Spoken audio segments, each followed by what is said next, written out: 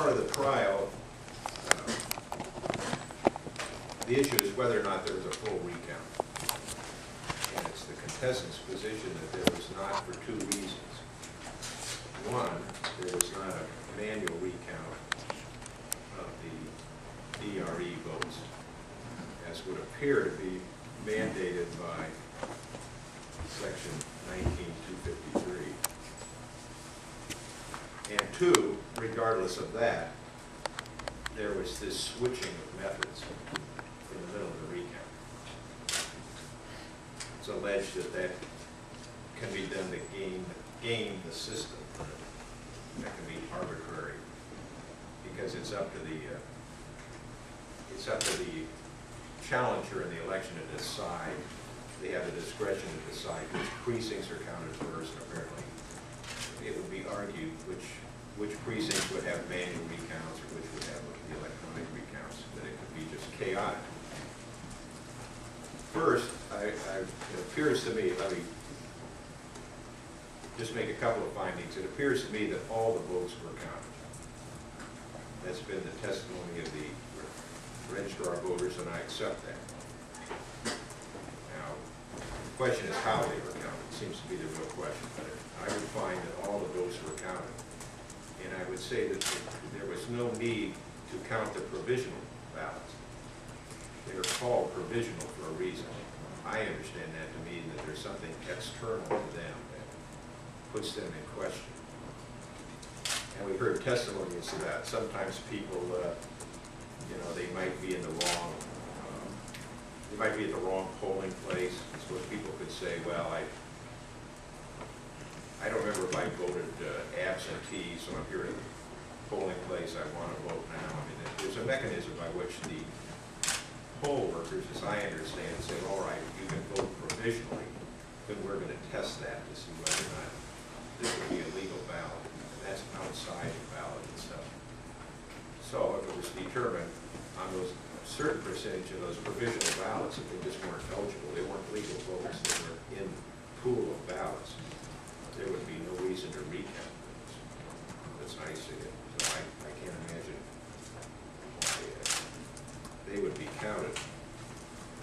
Mr. Schroeder pointed out that there's some ballots that we looked at yesterday that were discarded, let's say, because they were illegal. But that's an illegality that's on the face of the ballot itself, an identifying mark or something. It's not something outside the ballot, such as where the voter lived, where he was registered, whether he was a resident of the state of California or whatever might make a ballot a provisional ballot. So it seems to me, I do find that all the votes were counted.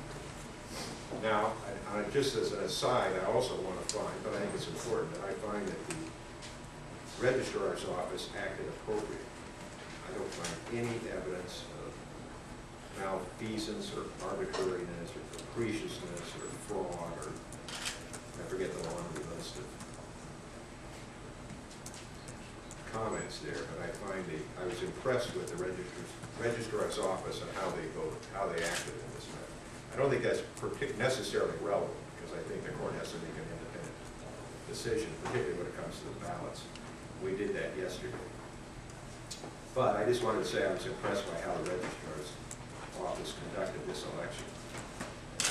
Most of us don't know, but I remember in particular the evidence that in fact they had maybe 17 cars driving around the county on election day, some of which, I think 7 of which, contained a whole polling place. Polling place goes down, they could go right there and set up a whole brand new polling place, as I understand it. And I think that was impressive to the court, but just the way it was handled, the methodical way that the registrar went about this whole election, I thought was impressive. So I want to say that.